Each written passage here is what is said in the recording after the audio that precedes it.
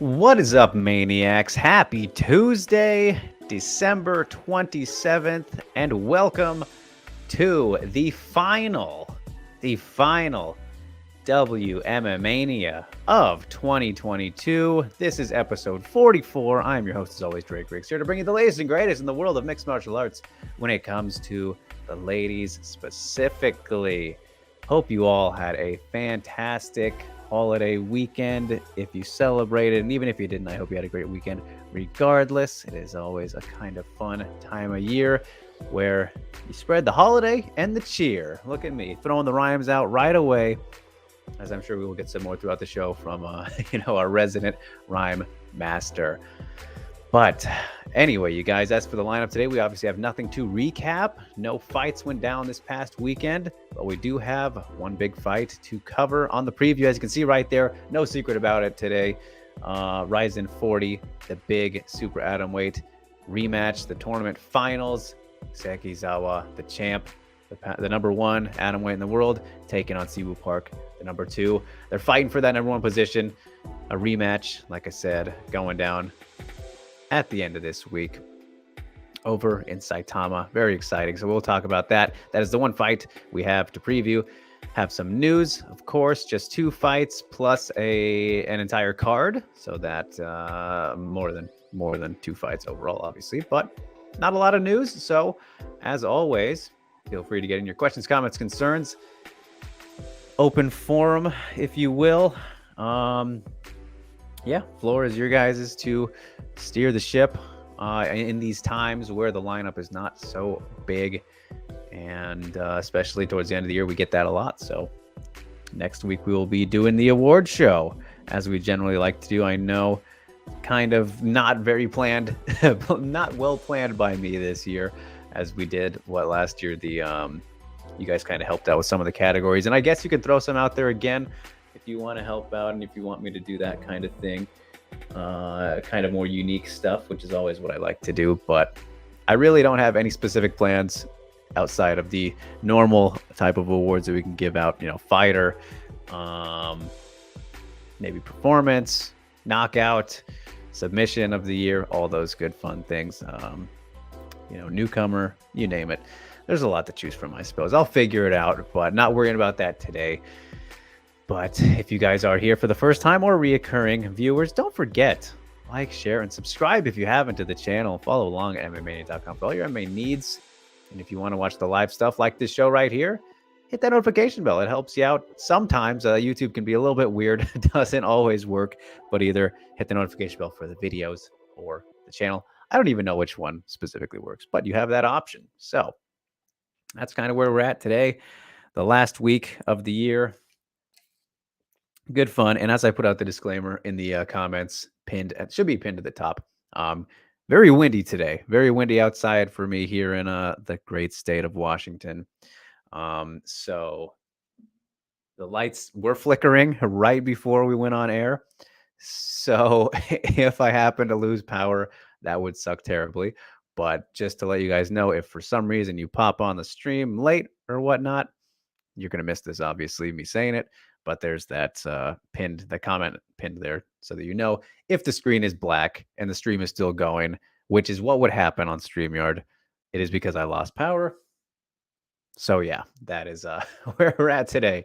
Good fun. A good way to close out the year, right? Potentially with some big drama from Mother Nature, if you will. So how are we all doing today, everybody? James, good to see you, sir. And there we go. Rain, I was waiting for him. The Bob Sap of hating on Power Slap. The Alexander Volkanovski of standing. Mansoor Barnawi. The Santiago Ponzinibbio of enjoying this video. My goodness, he's getting better and better each week, you guys. The man can't be stopped. Here he goes again. The James Krause of betting the house and undoing. Wow. Yaroslav Amosov took Oliver's clothes off. I don't even know if that's a real person, but it's funny. I like that. First one, my goodness, I'm not going there, but that was well done with the rhymes. Rio says, Drake, we are an MMA channel, not a women's channel. We just discussed women. Exactly. I never said that. I never said that. And I'm glad that you did, though, because WMA, as you guys know, not a thing. I hate that. Hate that term. Ghost is here, says Rizin and Bellator. So smart. They put the event on New Year's Eve when people are doing something else and tape delay. Well, first part I think is invalid, at least for international viewers, because for me, for example, the New Year's Eve shows every year are the day before. So it's nice and no problem there, or the night before, I should say, and the morning. So that's really, it never affects me. And I love that actually, because yes, people are always doing stuff on New Year's Eve, but um, for Japanese viewers or whoever's on the same time schedule, obviously, if you're not a big MMA fan, you'll probably miss it, but it's always a massive show. But yes, the tape delay is incredibly stupid, and I don't understand it at all by Bellator. Like, Showtime just doesn't care. I don't even understand. I don't even understand. Jumbo says Drake has a cool show. Thank you so much, Jumbo. You're the best. When will you collab with Dan Tom? I'm very glad you mentioned that, because I was talking to Dan earlier in the year about, obviously us getting together for something. And he said, I think he said he was obviously working on his fight stuff, but I don't know where he's at with that. And I think he wanted me to check back in with him around the end of the year. So I'm glad you mentioned that's great timing, because I should do that and see what maybe we can work out. Maybe not for next week, since it'll be the award show, but maybe the one after could be perfect. We'll see. Definitely gotta get something going with Dan. Dan the man. As Jimmy says, can we do unorthodox awards instead of the old ones, like Game Plan of the Year, Technical Savant Award? We can do both. I like to do both. The traditional ones I think are always good to give credit where it's due to those people. But yeah, it's always good to be outside the box as well. So there you go, Jimmy. If somebody would be so kind to maybe make a list of these for me, these ideas throughout the show, feel free to do that. It would help me out a lot, so I don't have to kind of go back and scramble. And you can send them to me, and then I'll figure it out. I'll figure it out next week. And I want to share kind of the nominations too and everything, instead of just winner like we kind of did in the past. But Karen, good to see you. Hey, excited to listen and join in. Forgive my lack of knowledge if I ask a bad question. You're fine. No bad questions here. Usually 90% of the time, no bad questions. But thank you, Karen. Good to see you on time and everything. I know you were confused for a little bit. As Rio says, yes, no such thing as WMA to semi. There you go, my man. He knows what's up. Rain says Oliver close off. Read that again, my friend. No, I got it. That's why I said I'm pretty sure that's not a real person, but that's a great fake. That's a great punny name. I catch on to those. I'm no Bisping. You're never going to get me with one of those. It's very clear to me. But yes. Ghost says, I'm not a fan of Fighter of the Year because it's clear. Whaley, is it? All right. Well, my opinion on that, and we'll get talking about it a little bit. I'll give you spoiler alerts as we go through the show, but Whaley's obviously the UFC Fighter of the Year, female Fighter of the Year. I would say, but this is an MMA show overall. So with that in mind, you guys, since we don't have anything to recap, I should have mentioned this off the top too, because I'm still trying to figure out, I don't know if I want to put a specific slot for this on the show in the lineup and just kind of throw it in when it fits best, because it's kind of versatile, like we had last week with Corey McKenna, right? And I know we used to do the Fan Punch breakdown at the end of the show, right? So it was kind of like, that was just always a thing. But we're going to fit in Tactical Tuesday wherever we can. And I think it fits perfectly to start off the show here today, since there's nothing to recap. And it's a pretty small lineup, like I said. Already 10 minutes in, and we could finish this bad boy under 30, honestly, if I really wanted to. But I'm not going to do that to you guys. As I said, it's the last show of the year. We'll go for whatever feels right, but we will kick things off with Tactical Tuesday. I still don't have a banner for it made. Not that that's a hard thing to do, but yeah, it is just a quick little one. It is a nice little appetizer, I guess, if you will, for 2023. Or, I mean, this is fitting.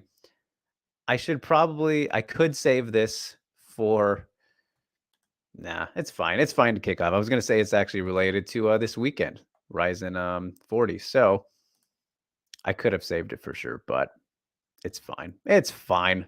Let's just do it now. It's a quick little guy. But anyway, Tactical Tuesday, number 3. And you can make your guesses as to who might be involved. as I just gave you a little bit of a hinter there. But we have our copyright disclaimer, of course, under Section 107 of the Copyright Act, 1976. Allowance is made for fair use for purposes such as criticism, comment, news reporting, teaching, scholarship, education, and research. And fair use is permitted by copyright statutes that might otherwise be infringing nonprofit, educational, or personal use tips that balance in favor of use. All right. Oops, not the search bar. There we are. Let's get it rolling. The quick little fella. What to do after throwing a right hand and stay safe? Weave to the right. You can see our man Kyoji there. Push and stiff arm. Weave and throw the left hook. Kablam. That's all you need. The quickest little Tactical Tuesday you could ever ask for. And a simple question. A wonderful question from Ghost says, why is Kyoji Horiguchi so good? So again, the man already knows his answers to his own questions. It's because of things like that, right? Kyoji implementing. We can watch this again. It was so quick, right? Why not? 30 seconds. I kind of like that. So you can assess right away. But he says, what to do after throwing a right hand and staying safe? You got to keep him guessing, right? So that's kind of the thing about Kyoji. Obviously, he moves very, very well. Very wide lateral stance, in and out movement. Very bouncy, very light on his feet. He's able to keep his opponents guessing with not just his feet, but obviously his attacks when he comes in, as he weaves to the right here. With the push and the stiff arm, kind of pushing away there. I believe that's Chico Camus. Weave, and he throws the left hook on the exit there. So, just one of the many utilizations of Kyoji. And obviously that fight was, my goodness, Ghost. That fight was from, I want to say, 2014-ish, 15, because he fought Demetrius in 16. So I guess it could have been that year too. But I believe that looked like the Chico Camus fight. I haven't seen Chico fight in a long, long time. Obviously, as he is not in the UFC anymore. But yeah, Kyoji Horiguchi, one of the best of all time, you know, one of the Japanese goats at this point, still the Rizin bantamweight champion. I don't necessarily agree with that as much as I love him, but I guess taking on Hiromasa Ugi Kubo, the trilogy fight this weekend, going to be very fun. Good fight. Second fight on the main card, but yeah, there are many, many reasons Kyoji is very good, obviously. So, James says, hey, the show is on time, I think, and we get a Tactical Tuesday. Yes to both of those, which is kind of funny considering the inclement, is that the word? Weather that I'm dealing with here today. As James says, hey, Kyoji's the best. Yes, he is. Ryu says, Ryu, sorry, I'm still getting that down, Rio. Patty could learn a lesson from this. He could learn a couple lessons since Patty doesn't do anything after throwing a right hand. Very true. Ghost says, I'm doing the same, but from last year. Last year I said, I don't like Fighter of the Year since it's clearly Charles Oliveira or SMD. SMD. Why can I not think of who that is? This year is the same thing. Who is SMD, Ghost? I'm blanket on that abbreviation. Okay, but I mean, still, that you got to give the credit where it's due. Rain says, Kyoji is the GOAT. Would you ever have a training adventure with him? An adventure? How do you mean in terms of that? Like just training with him? You know, I think it'd be very fun. I mean, he'd destroy me, obviously, but he's just a great personality and a very fun guy to be around and talk to. So if there was anyone I would like to do it with, that'd be great. This guy says SMD is an abbreviation for something not cool. Okay. All right. Well, tell me, DM me. I'm very curious now. I don't know that one. But yes, so Tactical Tuesday, number 3 for little Kyoji before a little Tactical Tuesday for Kyoji, not little Kyoji, even though he is very small. Going back to flyweight this weekend, taking on Ugi Kubo, like I said.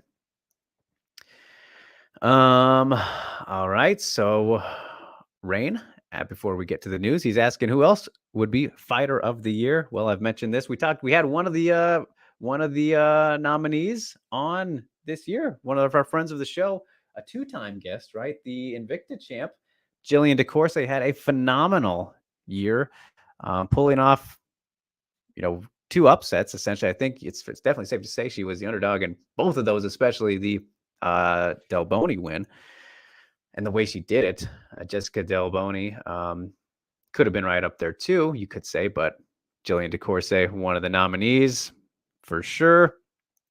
And the Atomweights that we're talking about here at the end of the show, Seika Izawa and Siwoo Park both have 3 wins. The winner will have 4 wins and take the top spot. They have both been absolutely incredible this year. Seika's finished everybody except for Ayaka, but that phenomenal rematch. We all know how much we love that one. A fight of the year contender, right? At least Ghost would say so. I'm not sure because I thought it was a little bit maybe too just one-sided enough to where it wouldn't be, but it was obviously phenomenal. Furo has had a great year. Aaron Blanchfield, I know some people mention, but I think those are the top 4. Top 4 nominees: Whaley, Seika, Siwoo Park, and Jillian. Could be forgetting somebody, but those are the ones right in the top spot there. And obviously, I think whoever loses the Atomweight fight, the Grand Prix finals, probably falls off just because they have a loss. I don't think that anyone with a loss should be considered usually or nominated. But yeah, those are the top front runners. And I could again be forgetting somebody. It's definitely not Valentina or Amanda this year. They only fought once, which is crazy to think about for Valentina.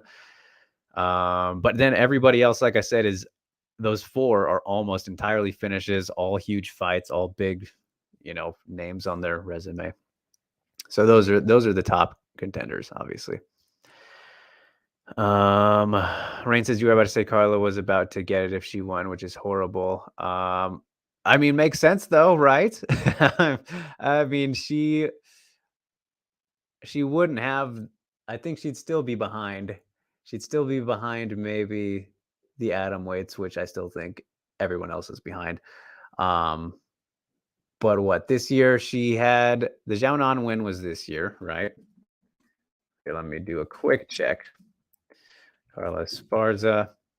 I don't know how you can argue with that necessarily. If she would have won, especially if she did like finished Whaley, for example, didn't happen, so it doesn't matter. But just to make a brief argument here, yeah, oh no, that was the Xiaonan win was last year. Okay, so her case would not have been very good because obviously beating Rose is a good win, but that fight, the performance, all that, not that great. But if she would have beat Rose and Whaley in the same year, and let's say hypothetically, obviously if she would have finished Whaley, that obviously helps a lot. But just beating her in general, she would have had a case. I don't think it would have been a really good one either way, but Carla definitely would have been talked about as a nominee for sure. Jimmy says, if you make Siwoo Parker Seika Izawa fighter of the year, then I will disagree strongly since it should be Whaley in a question. All right, well, there's your opinion. And spoiler alert, as I was hinting at, yes, the winner of that fight, very good case that they are going to be the fighter of the year. And we'll have explanations for as to why. But yes. Rain says, so Whaley actually gets 2 dominant finishes and she's still not the front runner. That's BS. Well, again, it's all opinions, right? But yeah, there's reasons for it. Like I told you guys, I think I tell you this every year, at least last year, value number of wins a lot. Like I said, the winner of the Atomweight title fight will have double the wins.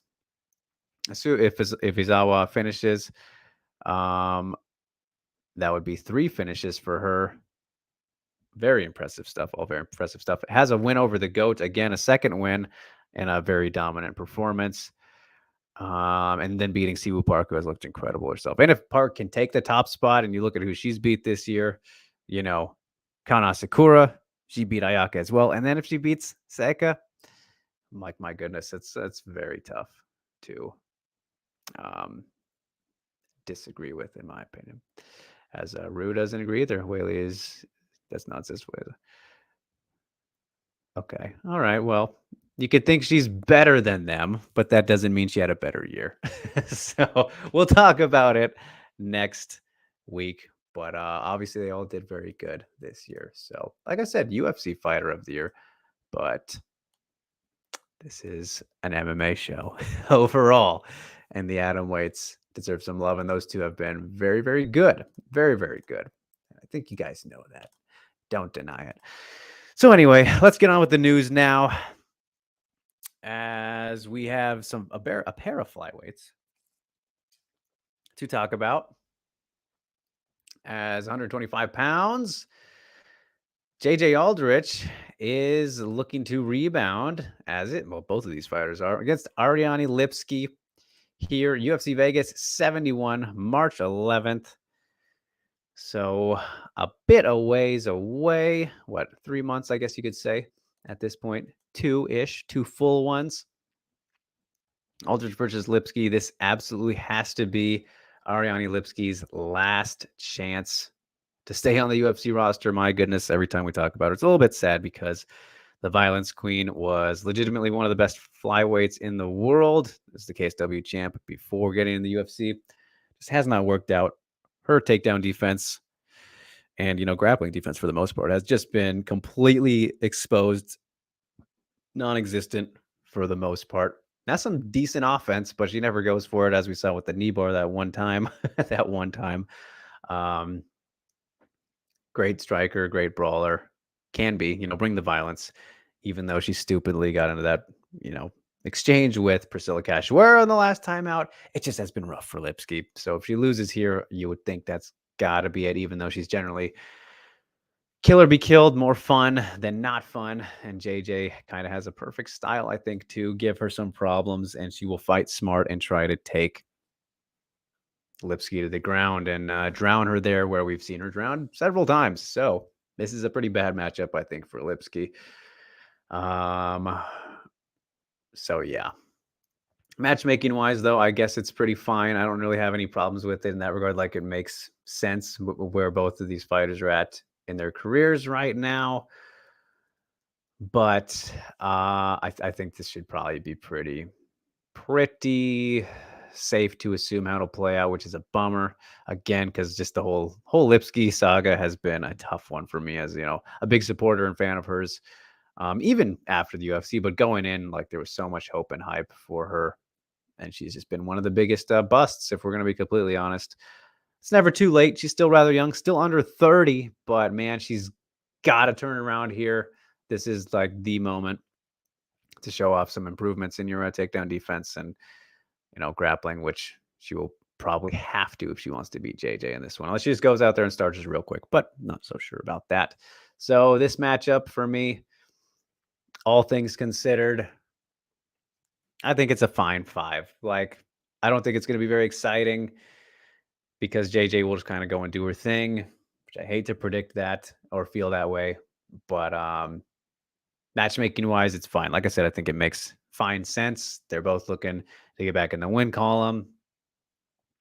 Lipski much more so than JJ. So there's nothing wrong with it. I mean, Lipski she's going to get these matchups. A lot of people know how to beat her at this point. It just is what it is. But it's fine. It's nothing exciting, really.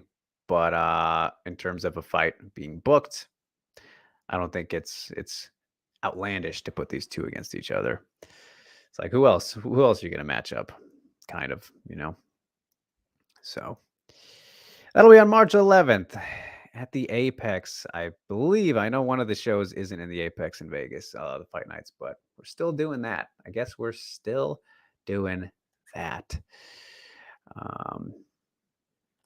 Yes. So Ghost said 5. It's just, I might go 4 or 5 range. Yeah. So,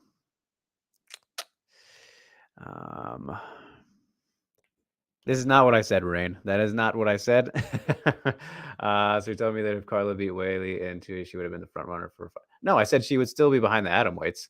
But since Whaley beat her, she's not. No, that doesn't make any sense. No, they both are behind either way. As in Whaley, not the Carla, which. No. You're making it out to be completely wrong. It's never. No one is ever defending Carla as much as you guys think they are. Like, that is not what is happening. Either way, Barton is here. Good to see you, Barton. As he says, what are Volkanovski's chances versus Islam? Not high. He believes. I think Volkanovski has a great chance. I think that I said this last week, I think, when on Twitter, when Volkanovski was talking about the matchup. Like, I doubted Volkanovski, or like kind of overlooked him all the way up until about like when he won the title against Holloway. I'm not, or no, even Ortega. I think I kind of counted him out even there and thought Ortega would get it done, but not anymore, man. The guy is really just become such a sensational talent. He can do everything very well. Obviously, we don't see any submissions out of him too much or anything, but he doesn't need to. Obviously, I think I still have him as the underdog against Islam, but I think it's close. I think he'll be very competitive. He will do just fine because he is that damn good, and people, you know, are still undervaluing him even after all he's done. Does he have the best chance to beat Islam? I mean, I don't know. It's obviously, I think, between him and Dariush are the two guys right now stylistically who have the best chance. What chances would I give him, though? Maybe, maybe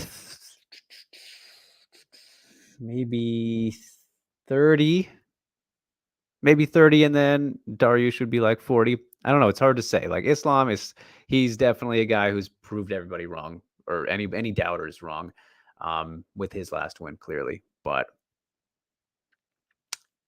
that's like still his one.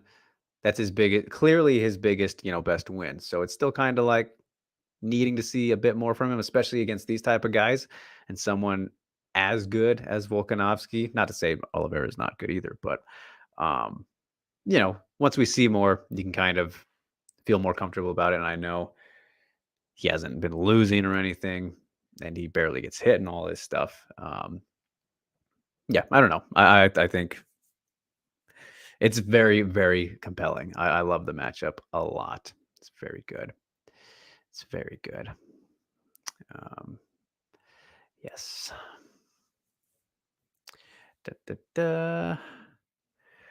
Barton says, would you rate that as Islam's best win?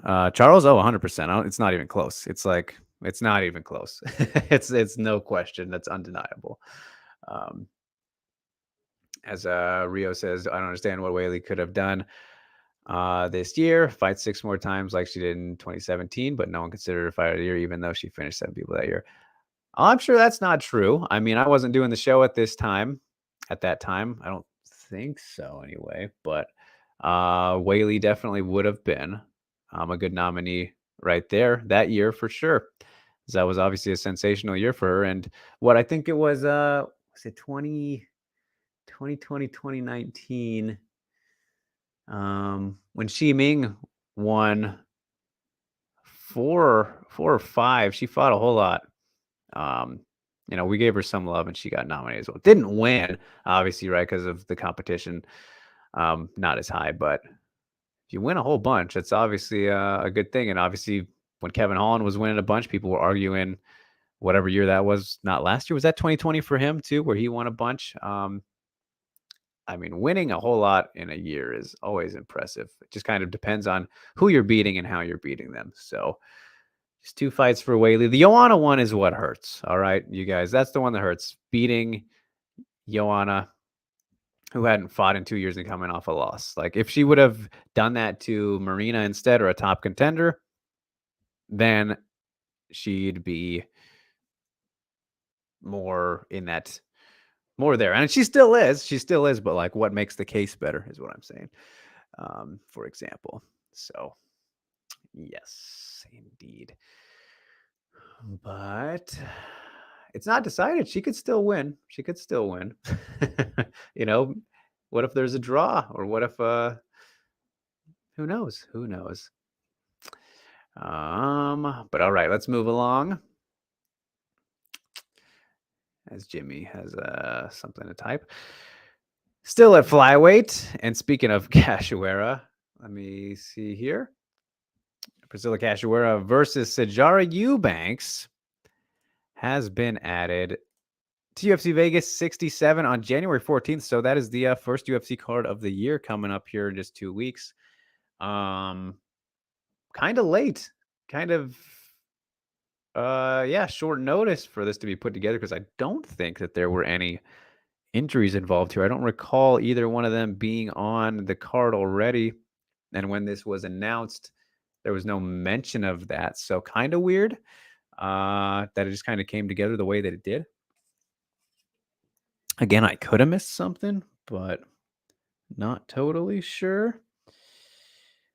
Either way, relatively interesting matchup. And you guys know me.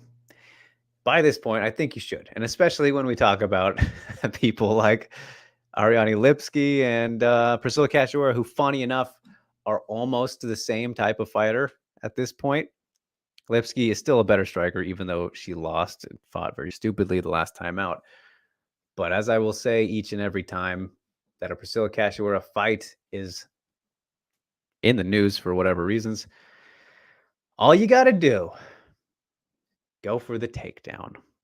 Doesn't matter who you are, how good you are, go for the takedown. Her takedown defense is non-existent. It is not a thing. It is not real. If she was in the UFC video game, she would have... They couldn't go any lower on the stat numbers. You can't go below 0, but you could do it for her to make an exception because it's just not there. It's a 100% rate of success. So it drives me insane whenever opponents don't do that. Ji-Yeon Kim, Lipski. You want to win, don't you? Do what you are supposed to do against Zombie Girl, who is straight up just a wild brawler and very hard to put away. And then people lose. They limit their chances because of that. Sijara Eubanks is also a pretty solid brawler. You know, she's down to throw down. But she's a Brazilian Jiu-Jitsu black belt, which people forget about all the time because she doesn't generally... I mean, she does go to it more often than not, go to the well. So I think there's a good chance she will fight smart in this one and do what she's supposed to do, go for the takedown. But you know, her biggest enemy, I think, is still kind of this division. I don't know about the weight cuts in particular, but if you work the body, as we saw from Melissa Gatto, shameless plug to Impractical Jokers, Joe Gatto, not around anymore, but what, 7 p.m. Pacific time. I don't remember the times. We need a plug from James, whoever was doing the Impractical Jokers plug, whenever we mention Melissa Gatto. But Sijara Eubanks, you know, we forget that she beat Mackenzie Dern in jiu-jitsu in a grappling match. So like, she's obviously, that was a while ago, but she's very credentialed and an accomplished grappler. So this should be a cakewalk for her. You would think this fight would be no problem, but for some reason, people just decide they don't want to beat Cachoeira easily. They want to make it hard for themselves or just not do it. So we'll see. It's always intriguing because of that. But yeah, she's got what Cachoeira's the last fight. The Lipski one was at bantamweight because they had some issues. I don't remember specifically who it was, but Cachoeira is on like a 3-fight winning streak, which is kind of ridiculous now, right? She has the Kim win and then the Lipski one, and there was one before that, I think. I don't remember specifically who. I don't have the records up here when we do the news, but she's actually kind of gaining momentum, which is really insane to think about. Eubanks obviously needs to get back in the win column. She can stop that. She's been a top flyweight before, obviously around the time the UFC brought in the division. Former bantamweight as well. I think it's fine. This fight makes sense. It's yeah, no problems here. You could have done, I think you could have done Gatto versus Cachoeira. Maybe that would have been fine. And obviously Gatto lost to Tracy Cortez. There's a little bit of a, you know, positioning there that you can pick from, but yeah, it's fine. It's fine. And again, I'm never really too excited for Cachoeira fights because they always frustrate the hell out of me for the reasons I've already proclaimed. But I have faith in Eubanks, so faith in her fighting how she should. That's all. I'm not rooting for anybody. I don't have any favorites here or anything. But matchmaking wise, I think it's fine. No problems there. Excitement level, not very high, but I'm more interested because I think that we should see Eubanks just go do her thing. And that's what is always intriguing to me about Cachoeira, is if her opponents will take her down like they are supposed to. So I will give it a 6 because of that. Just right over the hump, because I think this is one that if if Eubanks just goes and slugs it out with her, then my goodness, she has Cachoeira has some kind of magical power, right? She just hypnotizes these fighters. I don't know what would be going on there, because that just would make zero sense, especially from a black belt like Eubanks. But crazier shit happens in this sport, doesn't it? Excuse me. So, okay. All right. There's James. Says Impractical Jokers every Sunday at 10 p.m. Shout out to the best joker ever, and Joe Gatto, and anyone sharing that last name Gatto, which is ironic since Gatto means cat and dog, and Joe owns multiple dogs. Yes, that is true. Yes. Gato in Spanish, right? El Gato. And he does have a lot of little tiny dogs. Makoto, what is up? Hello. I have to say the last 2 Tactical Tuesdays have helped out in my sparring. Very cool. I've been able to hit the open side liver kick more frequently. Do those videos inspire you to train as well? Not necessarily, Makoto. I mean, I get inspired to kind of go and work out and, be active and whatnot anytime we look at that kind of stuff. But training wise, I haven't thought about it any more than I already do because of them. But I'm glad that they have helped you. It's good to implement things that we're learning all the time. So yes. Sintro says, hey, wasn't Priscilla part of the most manipulative BS in the history of fighting? Yes, she was definitely. It's probably safe to say she was. Yes, her UFC debut against Valentina Shevchenko in 18 might have been. It was around there, but back a couple of years back. Yes, she was. She was a part of that. The last Mario Yamasaki fight ever reffed, at least in the UFC. So. All right. What do we have here?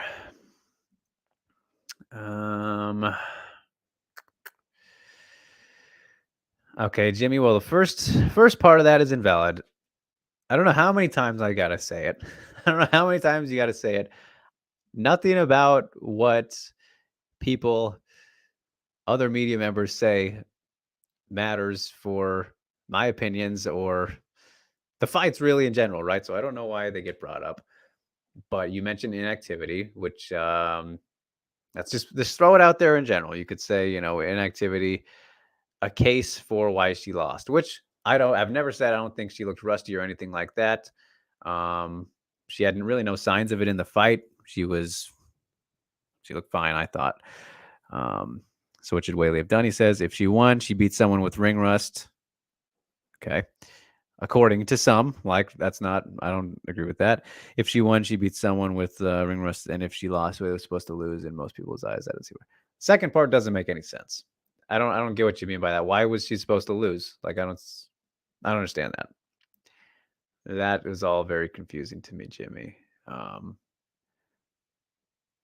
Yeah, because she beat her before. Whaley beat her the first time, so why is she supposed to lose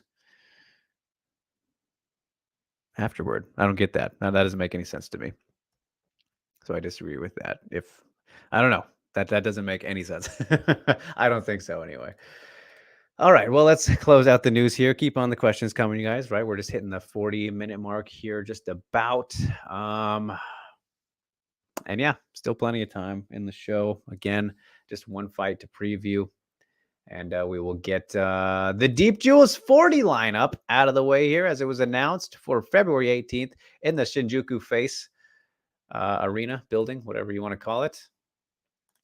And in the main event, we have Hime Namiko Kawabata.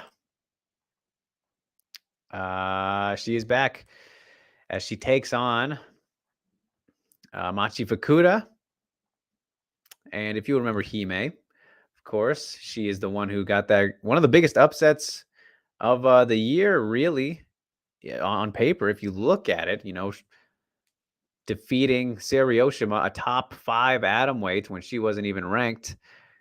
And launching herself up there, Hime had a massive upset this year. That was very big. So she's back taking on Fukuda, who, still very. I mean, they're both. You can't really call Hime a prospect after getting that win, I think. But Fukuda still very much so. Just one win in her career. Just 1-0. She's 1-0, and then Hime, 4-1. So still very early, but it's like it feels weird to say prospect when you're technically one of the best in the division. But the weird thing is now this is a strawweight fight, so Hime is not even sticking with Atomweight, and so yeah, kind of throws things off. If she decides to not stick with the division, then that is what it is. But it's compelling to watch her and where her career is going to go from here because she's got some good potential. She's looked very good, and that Oshima win, like I said, was a big one. It was a very big one for her, and she laser beamed the shit out of Oshima's face with her punches. Jab was on point. Takedown defense was great. She's pretty good. So, and then in the co-main event, we got announced Hikaru Aono is back. One of the long-standing Deep Jewels atomweights as she takes on Kate Lotus in a super atomweight bout.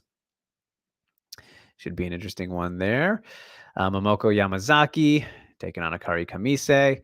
Eru Takabayashi's back. So our girl, everybody's favorite Takabayashi.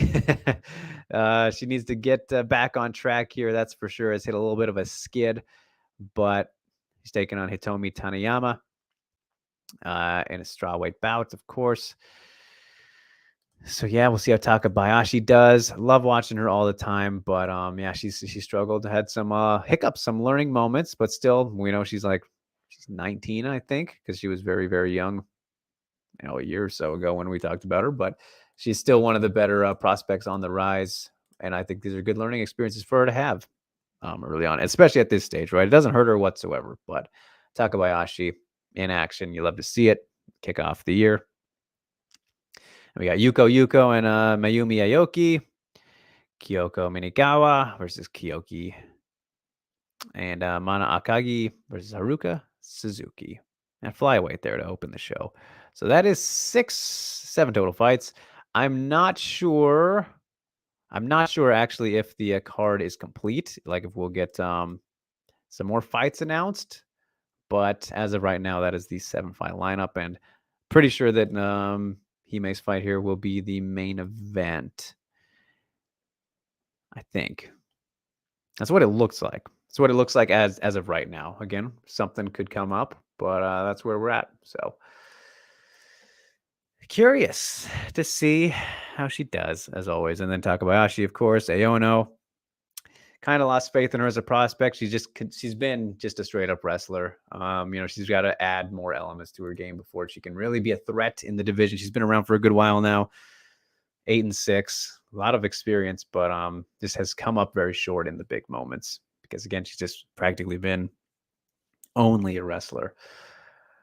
So yeah, Deep Jewels 40 kicking off their 2023 calendar. All right, now where are we?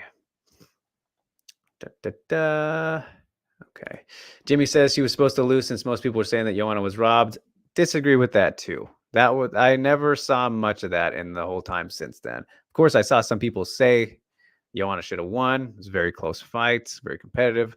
Robbery, never saw much of that. He says I saw the case of people were making that Joanna would make smarter adjustments, just where I am coming from.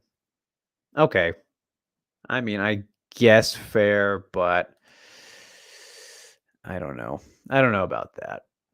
I don't know if that equates to her being supposed to win. I mean, she was the underdog, right? If you look at the odds, she was literally not supposed to win, right? So I don't know about that overall. Okay. Oh, sorry, guys. My goodness. Oh, thank you, Ghost. Yes, I try. I'm always pronunciation is very important. It's always key. And as somebody very passionate about the culture and intended to move there. I meant to move there instead of China when I did. That's where I wanted to, anyways. Kind of made sure I got it down because you don't want to be disrespectful in someone else's country and mispronounce things. So, yeah. So, all right. Well, the end of the question here that I'm getting at the end of all this ramble potentially looks to be an all right one. So I will hear you out here, Calvin. What do we got here? Marina Rodriguez should have been granted a title shot. I agreed with that. And with the UFC granting Zhang a title shot, it invalidates the title because we all know that Rodriguez should have been fighting Carlos. So I'm going to disagree with you there on that point, because look at how many examples there are in the past of unjust title shots being handed out, right? There are so many. And the fighters have sometimes won, right? Like, I mean, look at Alex Pereira. Let's look at this most recent example. The guy, let's be honest, should not have gotten a title shot as quickly as he did, but he won. So maybe he should have. Does it invalidate the middleweight title? No, you win and finish the champion.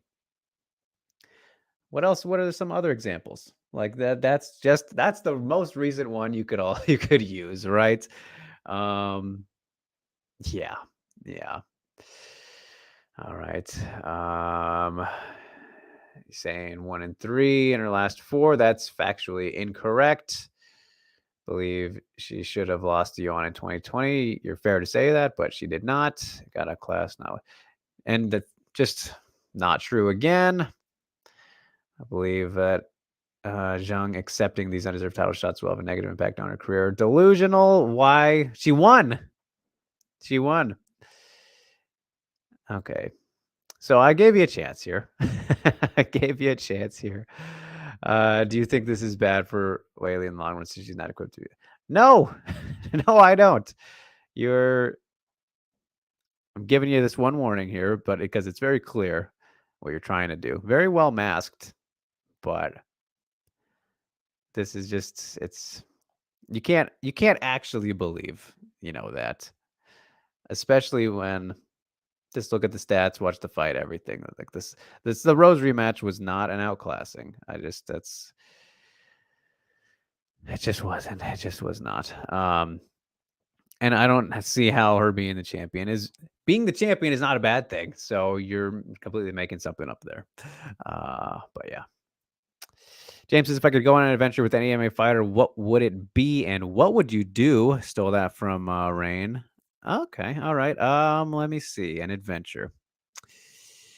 Well, the first thing that jumps to mind is like some kind of tropical expedition. I don't know why. That's what came to mind, but kind of sightseeing some country, maybe going through. I don't know where. Some kind of foresty stuff. I think of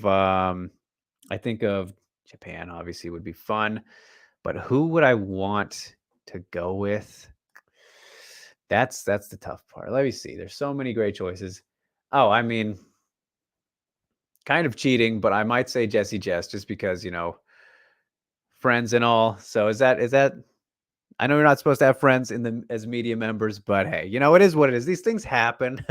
I still remove my bias as best as I can, of course. But obviously me and Jesse just get along so well. I think that'd be super fun. Obviously she's a great personality. And she likes to do that kind of stuff anyway. So she's probably the best person to go with, even if you did not know who she was. Like, she just gets along with everybody for the most part, if you're not, just mean or whatever. So I think Jessie would be pretty good, pretty fun. She knows how to live out in nature and whatnot. Yuri could be cool because he's crazy and kind of likes to do the samurai way. But I think would just probably be most fun with that Jessie. Shout out to her, of course. There are a lot of options you could go with there for sure. Jimmy says you don't see it, but I paid attention to the pre-fight talk and people were counting out Whaley for the rematch. I mean, I saw some people who thought that she, would lose, but it was definitely way heavy the other direction, I thought. So yeah. Yes, I agree. Yeah, it wasn't fair that Marina was overlooked. Um, I chose Carla to beat Whaley decisively and Joanna to beat Zhang easy. Well, you were wrong there.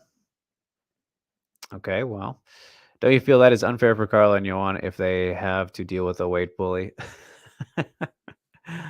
No, no. Now you're making stuff up again. Look, think about this, Calvin. Joanna has fought at flyweight more recently than Whaley has. So who's the bigger fighter? You want to talk about weight stuff there? Carla, obviously smaller, but she's smaller than everybody. So you should say, oh, Carla's being bullied by every person in the strawweight division. Is that what we're going to say? Why don't you mention Tatiana Suarez? Would you please? How do you feel about Tatiana? Please mention, if you're going to mention this, how do you feel about that fight? Because Carla is undersized against everybody. It is what it is. Weight classes are there for a reason. If you want to move, you can. Even though obviously she can't go to Atomweight, which she would probably. James says, I remember Ghost had really funny answer. Can you pull that up if he mentions it? An answer for I don't know what you're talking about, but yes, if so. But anyway, that was the news, you guys. So yeah, there's that. So if you want to get in some more, we can do some questions here. Continue with the questions for maybe the next 9 minutes before we get to the preview. Because again, it's just the one fight. It is a huge fight, and I really want to talk about it, and I really want to get your guys' thoughts, and a conversation going, because a fight like this is a great one. I know we love both fighters. At least I know you, the reoccurring viewers on the show, have some love for Seika Izawa. I don't recall if we ever did a Fan of Punch for Siwoo Park. Ghost, if you're still around, did we? I don't remember if there was any Siwoo Park Fan of Punch. I know you hadn't watched too much of her until maybe this year, so I don't think there was, right? Oh, for the adventure, what he what? Who was it that he wanted to be in guard? You remember that from the Fan of Punch? Who was the fighter?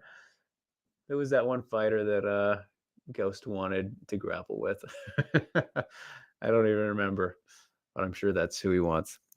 It's gonna kill me now. You guys remember this? That was funny. Centro says, how do I see a hypothetical fight with Reina versus Whaley going? Not great for Reina at this point. Definitely not as great as Reina is. I think it still is, a quality fighter. I think she has kind of peaked a little bit, and you could see that from the Svetkivska fight. Like, Svetkivska did a lot better than she had any right to against Reina. Way better than she had any right to. And Reina's biggest issue has always been her grappling as well. So I think Whaley, if she just went and took her down, would be just fine. There would be some fun striking exchanges, I think. But yeah, I mean, Reina letting people like Svetkivska, who is insanely less experienced compared to both of them, have success. That's not a good sign for her at this stage. But yeah, when Reina's on, she's on, and she's one of the very best. But I don't know. I just don't know if her motivation is quite there anymore. And we could be seeing her. We could be talking about her in this weekend's fight. But she had the injury. She broke her orbital or something from the Svetkivska fight. So like that just shows you right there. That's how well Svetkivska did. That Reina couldn't even continue into the semifinals to fight Seika, which would have been something.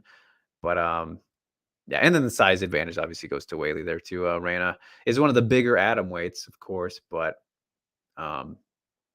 still, I think she probably wouldn't be as outsized maybe as you might assume, but she still would be at a disadvantage there. And the strength and everything, it'd be a rough matchup. Interesting though. I've never thought about that one, Centro. So I think it's interesting that you brought that up. Okay, so all right, Ghost sharing his fantasy adventure. There you go, a double bath, you could say. As Ghost says, my training adventure would be with Kyoji and Whaley while wearing out wearing their Rising Sun headbands in the mountains of South Korea. Okay, okay. All right, very cool South Korea choice. I've never been. Have you been there before, Ghost? Here's a fun question for you guys, just a random one on the show today. Um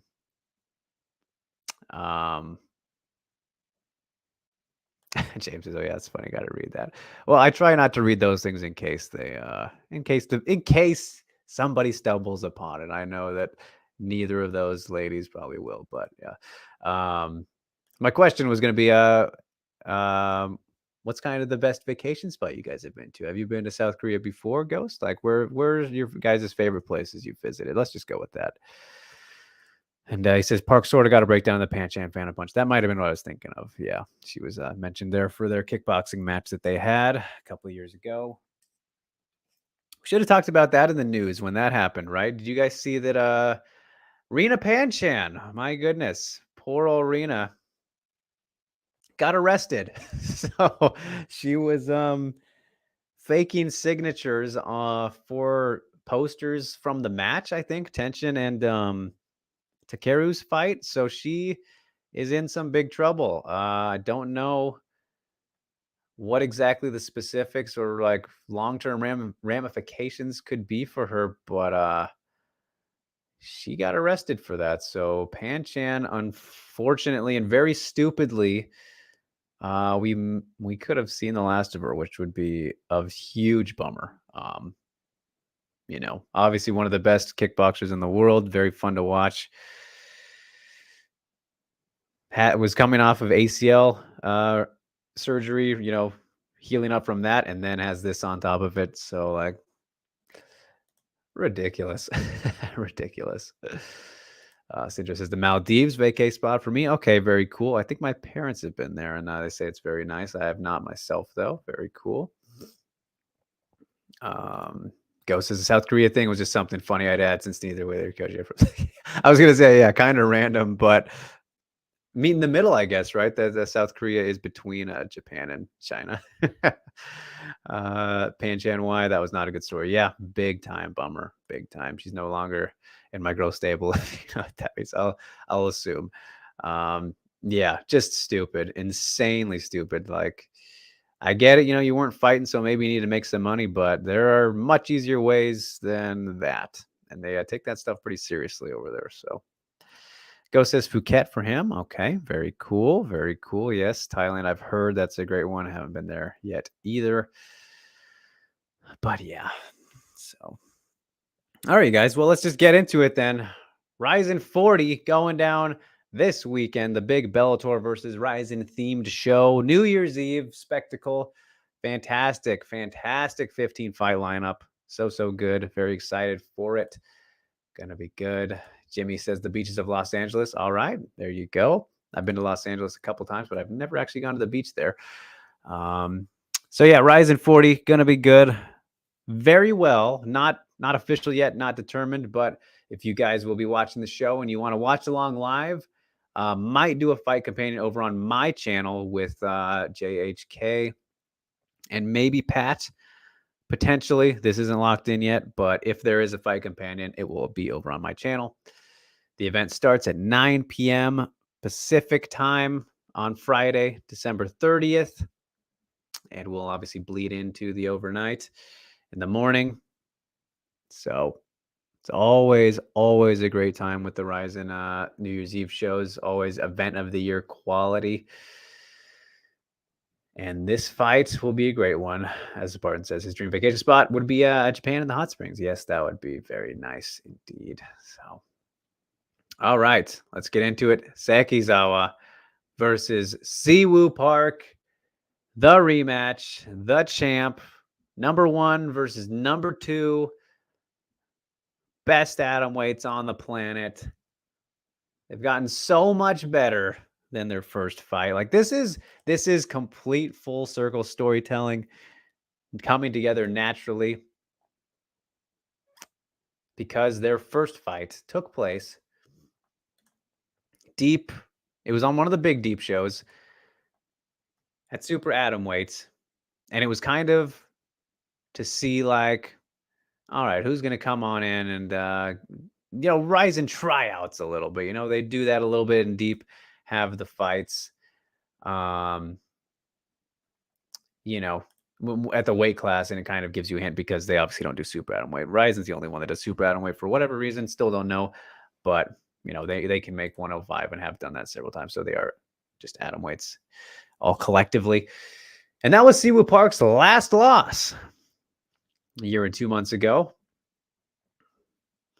4-fight winning streak since then. Looked sensational. Beat Reina in that fantastic fight there. Koga afterward. Asakura, phenomenal. Just dominant one-way traffic. Beat the GOAT, Ayaka. Upset City.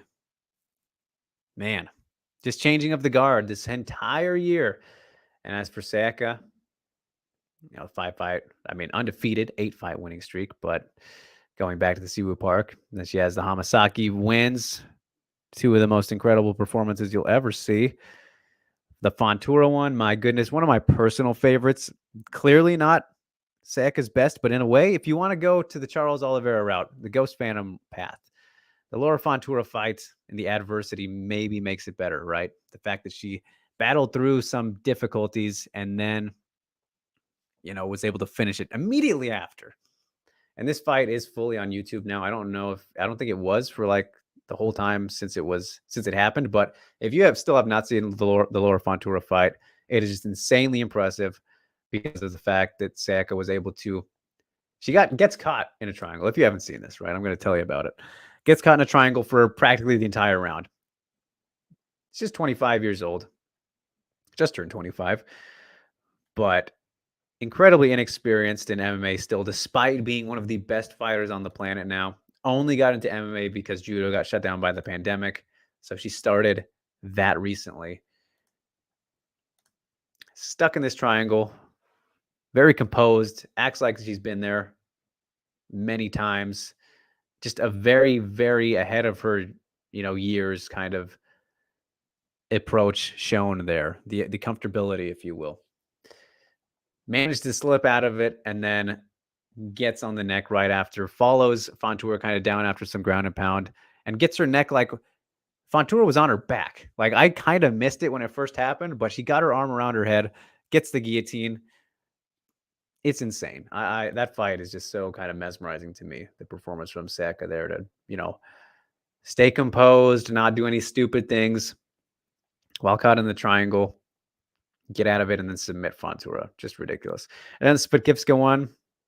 Very good stuff there too. 3 months ago in the semifinals, getting the armbar. Spatkivska was filling in for Reina. So, had some success. Looked pretty solid on the feet. Both of them did. They had their moments, but obviously the great equalizer is Seika's fantastic takedown ability and just her sensational grappling overall. She is a killer with her submissions. You give her an inch, she takes several miles. You are not safe making any mistakes. And she couldn't finish Siwoo Park. So that fight is particularly interesting because Seika Izawa has told me specifically that was the toughest fight of her career. And, she got some pretty bad swelling on her eye from some knees she took defending or going for the takedowns. She had pretty decent, the most trouble she's ever had taking anybody down was taking Siwoo Park down. And Siwoo Park has incredible takedown defense. Her sprawl and brawl style, her sprawl in general is, my goodness, one of the best in MMA right now. You saw that in the Kana fight. Like, she times it so well. It is very difficult to get her down and even to keep her down. Seika managed to do it, but it was not easy. And they were in the cage, so that made it a little bit interesting too. Struggled a little bit in the cage. Will it be easier now? It's only gotten better since then. They both have like so many elements to this fight. Siwoo Park, a sensational striker, will have the edge there again.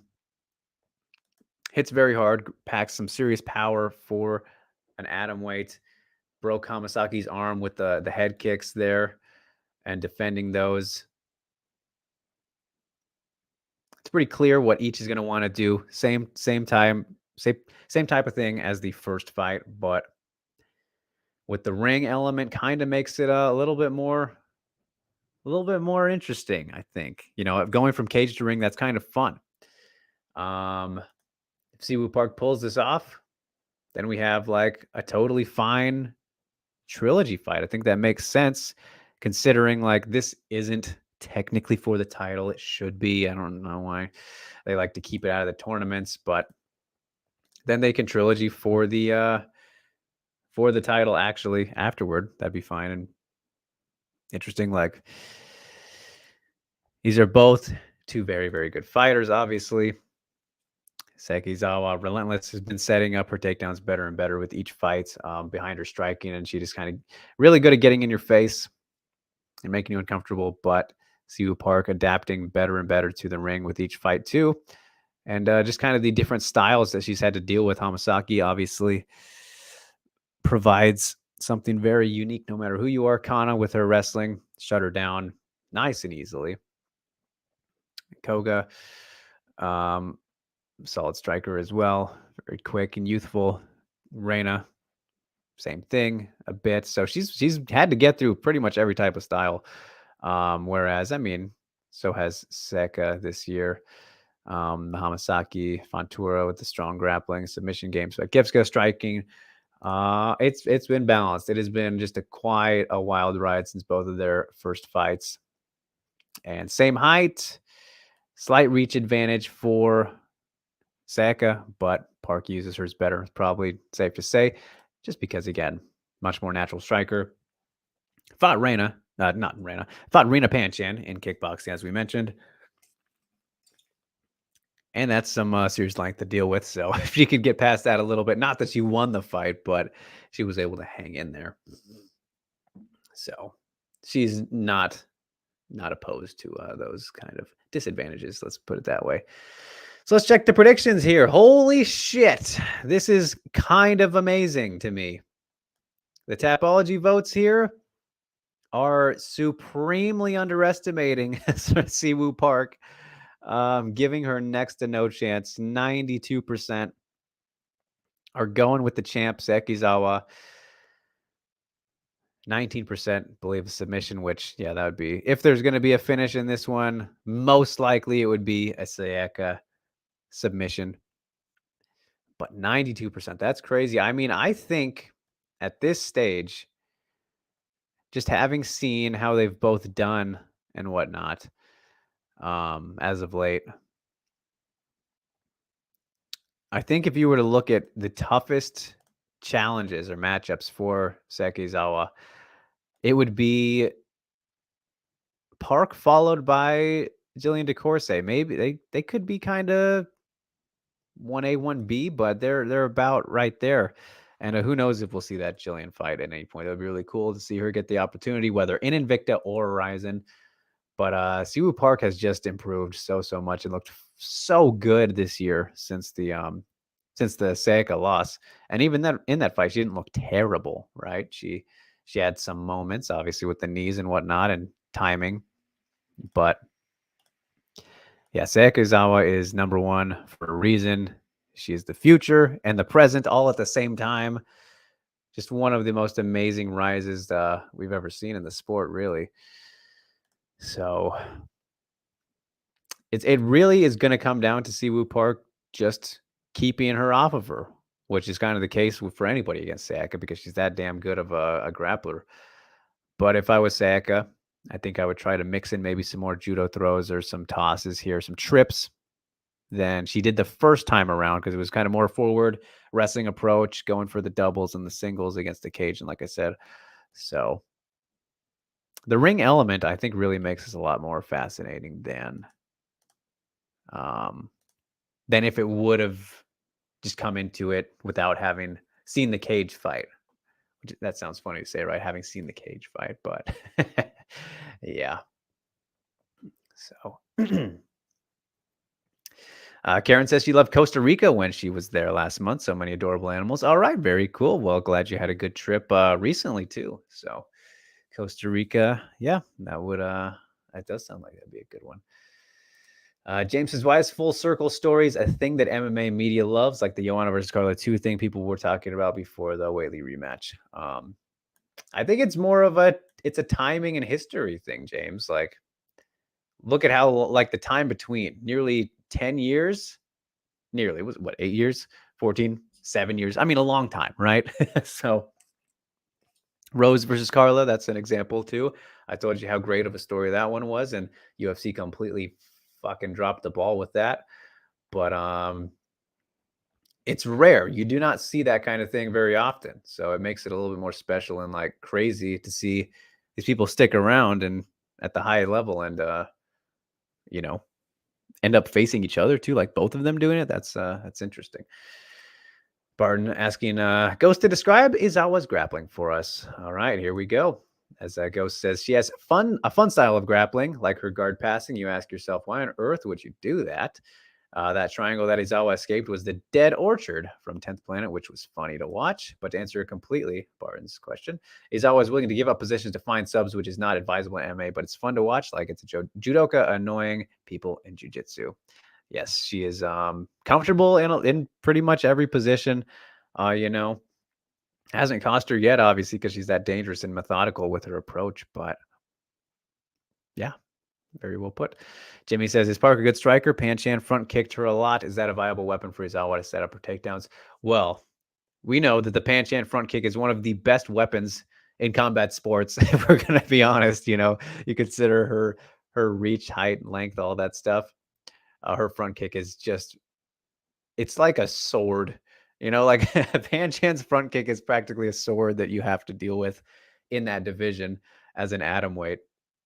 Like nobody can match her. She's the pretty much John Jones, Stefan Struve, you know, of kickboxing in her division. But so that's kind of a tough thing to replicate. But yeah, that would be a good thing to try and replicate for Izawa. But obviously, it's not going to be the same because Panchan's is so freaking tall and long that she can just stab people much better than anybody else can. Like the Panchan front kick is chef's kiss. You want to get a chef's kiss out of me? Here you go. Mentioning that one of the best weapons in the sport. So yeah, it would be a smart idea, I think. Obviously, I don't think there's really no worry coming back Seika's way from Park in terms of takedowns. So she can throw out as many front kicks as she wants. She's not going to have to worry about takedowns. And if she does, she'll be fine with that, right? Seika Izawa has that luxury of being totally content and happy with getting her kicks caught, right? She's going to be totally fine off her back wanting to go to the ground. So yeah, that would be a very smart move then, Jimmy, when you put it all together that way. Makoto says, would Izawa versus Dern be a great hypothetical fight? Would the grappling be fun in that MMA fight? That would be fantastic. I love that matchup. I feel like, did you mention this recently, Makoto? Somebody else might have mentioned this a couple weeks ago, but yeah, I think that would be phenomenal. Very fun. Again, a kind of strength and size advantage might go to Dern. Obviously, Seika a little bit, I think, unassuming with maybe her strength. And she is also has fought at strawweight before and is the strawweight champion of Deep Jewel still at this current moment. But yeah, I don't know how much of a factor size strength would make, but obviously I think we know what's the better takedowns and that kind of thing. I think it would be a fun matchup. Stylistically, that is a good one. I don't think we'd see very much striking in that at all. Yeah. Centro says, what is Park's striking style like? Is she aggressive? Does she throw cool kicks? Is she more of a hand striker? She mixes it up pretty well. She was hitting some very nice. She was using the inside low kick very well against Ayaka Hamasaki. Like she mixes it up very nicely. And you know, to hit that off against the GOAT and someone who uses those herself, like Siwoo Park, she's just gotten so much better. Like this year specifically, she's really turned a corner and she can be aggressive when she needs to be. Like she poured it on a bit there in that fight, in the Kana fight specifically. At the end, she nearly finished her, was just thumping away. But she has multiple gears. You know, it's like when she needs to shift, she will.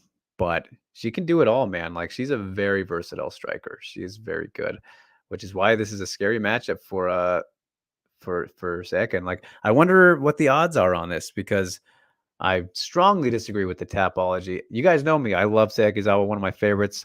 Maybe my favorite fighter right now. Like, I just love everything about her, the story, her fighting style, who she is. I adore Seika Izawa, so I'm shamelessly going to put that out there. But I think Siwoo Park is should be much closer given a chance here. Like, I think this is maybe like a 55-45% in my opinion. I think Park has a very good chance of winning this. Yeah. As Rio says, what would have been the rating of excitement for this fight if we had it back then? That is true. We did not do it. We're very fresh there, but this is a 10 out of 10. Easy 10 out of 10, Ryu. Sorry, I'm trying to properly get your name down now. RST, we're going to give you the abbreviation. But no, yeah, Park versus Izawa 2, easy 10 out of 10. Like I said, when you have the top two fighters in a weight class fighting each other, that's going to be usually hard to knock it at a 10 out of 10, right? Like, and everything about it, a rematch, like everything is pretty perfect for this one. This is a clean 10 out of 10. So we'll see how see what rating we give it next week, right? Centro says, would you ever want to see Izawa versus Mania at Atomweight? At Atomweight, doesn't matter what promotion is to fight itself. Yeah, right. Of course, it wouldn't have to be Atomweight. Seika is not opposed to strawweight still at this point, but yeah, I mean, Seika versus Loma could be very fun at atomweight, no doubt about it. Loma she is just an atomweight who is fighting at strawweights in the UFC, which is unfortunate because we know the ceiling there. But yeah, no, her versus like if Loma could just fight in Rizin or in atomweight out in the world or in the UFC, let's say in a perfect world where the UFC had everybody or somebody had everybody, right? Then Loma would be there too. Yeah, that could definitely be a very quality and top title fight in theory. Like, I think Loma definitely has the capabilities of, working her way to an atomweight title fight. I'm not sure I would predict that right away, but I think she definitely could get in that mix pretty relatively quickly. Jumbo says, is this Rizin event at MSG? Nope, it is in the Saitama Super Arena, kind of the you could say the T-Mobile Arena equivalent for Rizin.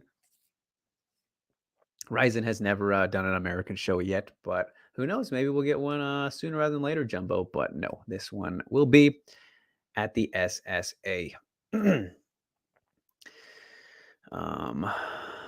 So Ghost says the Panchan front kick is like a spear more than a sword if we were making comparisons. Yeah, that is true. Something an extended distance weapon, let's put it that way. Or a spear. Yeah, spear. Maybe a fencing sword would be better. Not necessarily your typical traditional broadsword or something like that, but more of a stabbing weapon. So spear, that is good too. Yes, for sure. Fencing sword, though, is probably better than your typical sword you might think about. Jumbo says, what are your thoughts on fighters losing sponsorships? If I can read or talk, my mouth is dry. After losing a belt, it's a bummer. It sucks, but that's kind of makes sense. Sponsors want to have the best and all. So, unfortunately, as Jumbo says, Whaley lost the girl sponsor clothing brand to Yan Jianan, which makes me sad because I loved Whaley's gear.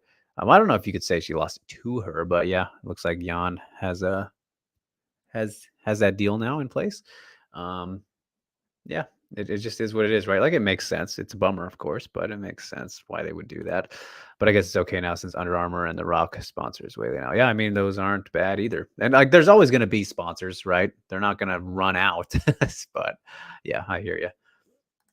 Cintro says, I've seen pics online at Bangtao that Loma has been practicing with Kanako and Whaley on her back. That would be good in a hypothetical fight with Izawa, right? Yeah, totally. I mean, that'd be good for her against anybody, really, because Loma needs to work on dealing with bigger, stronger wrestlers, really, because that's completely the bane of her existence in the strawweight division. But yeah, that would certainly help for sure, no doubt about it. So I can't wait for this one. I really cannot. I am so excited for really all the champ fights. So this one obviously involves a champ, Seika, and then the co-main event, Kleber and Pitbull, and then Satoshi versus AJ McKee. Those three I am absolutely just ready for. So if this wasn't a rematch, I might say it'd be my most anticipated one, but the freshness and intrigue of, like, I think McKee and Souza and Satoshi for me is a little bit more exciting than the featherweight one. But man, they're all three so incredible matchups.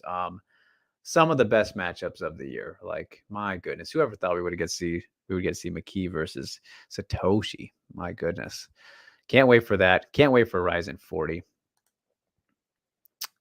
The end of the year is always a good one in the world of mixed martial arts, you guys. That's just a fact.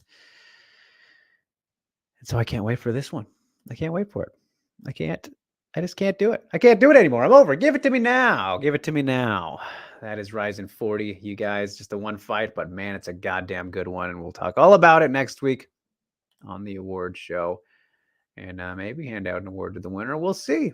Maybe they'll get an award just for something else. We'll figure out all the awards as I saw no list compiled here during the show. But if you guys want to throw suggestions at me, I know some of you have my email, and it's not very hard to find. If you just look around on my profiles and stuff, you can find it. Even on WMMAnia.com, if you go to my profile there, my email is on that. I'm not just going to say it out here just because I want to make you work and go, obviously, to the websites and check out our stuff. But if you want to send me award suggestions for next week, we can do that. We can do that as well. So no big deal either way. As we get ready to wrap it up, I'll get the music playing just because why not? Yes, James, you can. Is literally what I was just saying. But James says, why was Strickland versus Cannonier so bad? I didn't think it was that. Well, I guess I shouldn't say that. I was nodding off a little bit. Like, I was not falling asleep during the fight, but I was definitely needing to kind of prop myself up to not fall asleep. So I don't know. That's obviously not a great sign, but I guess it wasn't very good. Yeah, I don't know. It was just it was a little bit sparring matchy. I really don't find Jared Cannonier's fights all that interesting usually. Not that Sean Strickland is super exciting either, but I don't know. I kind of enjoy his output and volume a little bit more. But this one was kind of just like, well, it was a little bit sparry for me. Yeah, I don't know. I don't know why that was just a stylistic clash, I guess. I was a little bit surprised to maybe see not as much wrestling from Cannonier, just to try and take it there and see how it would go. Citra says, when is Kyoji fighting at 125 where he belongs? Because he's too small for 135. Well, this next fight is the fight this weekend. The trilogy with Hiromasa is at flyweight, Cintro. So there you go. He's he's going back down for this one. But obviously there's no division in Bellator, and we'll see if they want to make that for him. But clearly the man should just they should take the Rizin bantamweight belts out of him, because he's not doing anything with that at the moment. Ghost says, if you don't like Satoshi, then you were just a hater. My man, yes, Satoshi is an absolute wizard. You want to talk about submissions of the year? His triangle over Johnny Case was, my God, how you never, I don't think I've ever seen anything like that. From the back, like half backpack shoulder, wrapping the triangle up as they're falling. Insanity. Such a great, and then turned it into an armbar as well. It was more of like a triangle armbar. Guy is insane, and Kleber is amazing as well. Both the Bonsai boys are something. As he says, his low singles are amazing, and his triangle transitions are amazing. There you go. So you were ahead of me there. Yeah, Satoshi is an absolute BJJ master. So I cannot wait for that one. I just can't wait for this whole card, you guys. But we can wrap it up there. Don't forget, visit WMMAnia.com for all your MMA needs, you guys. And don't forget to follow, like, share, and subscribe on all platforms. You can hit that notification bell if you haven't already. It's on YouTube. You won't miss a thing when you do that. You can follow me at DrakeRiggs_ on Twitter and Instagram. Mostly a Twitter guy. And for the shameless plugs, Run Rizin episode 22 is coming out in an hour. 2022, the last show, episode 22. How perfect. 3-guest lineup, champs only, an exclusive champs episode. Caught up with Starflower, had to. Seika Izawa is on the show. Talked about her year, kind of, and obviously the Siwoo Park fight, the first fight, and this upcoming fight. what she's going to do next year, how active she wants to be, all that fun stuff. And then the featherweight champs. I've talked to both Patricio and Kleber. So look forward to that, you guys. Both very respectful and excited for their fight. Good stuff there, as always. And then I have something I'm working on as well. Just an interview. Nothing too spectacular, but it's kind of a rare one. A rare one that, fingers crossed, I'm not going to say anything more about it, but this person does not do very much interviews or media, but they're trying to make some moves. So landed them for tomorrow. So that will probably come out to kick off next week, the new year. Fingers crossed everything goes according to plan and works out. So yeah, that's that. But this is the last time we'll see you guys in 2022. How about that? This is our send-off, right? So hope you guys have a fantastic end of the year, fantastic New Year's. Hope you had a great holiday season again this past week and continue to as the days carry on. So hope you had a great year overall, spending it with me and everybody else that you enjoy in your lives. Remember to stay positive, spread the word of joyousness, and remove the toxicity from your lives and just try to be better in every situation, to better yourself, better those around you. Just be a beacon of light. There's nothing wrong with that. So happy New Year, you guys, and I will see you in 2023. Until next week, take care, everybody.